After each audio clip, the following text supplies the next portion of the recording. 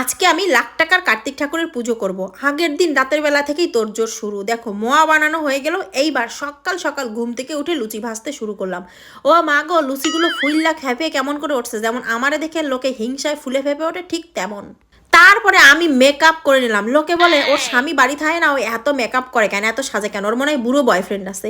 তা ভালো, আমার বুড়ো বয়ফ্রেন্ড আছে, তো ওদেরও কষি বয়ফ্রেন্ড যে আছে সে কথা আমার অজানা নয়। যাই হোক, এইগুলো সেই সব লোকেদের বললাম। তারপরে দেখো, আমি শুধু নিজেই সাজি না, আমি কিন্তু ঠাকুরের ভোগগুলো ঠিক আমার মতন সুন্দর করে সাজিয়ে তুলেছি।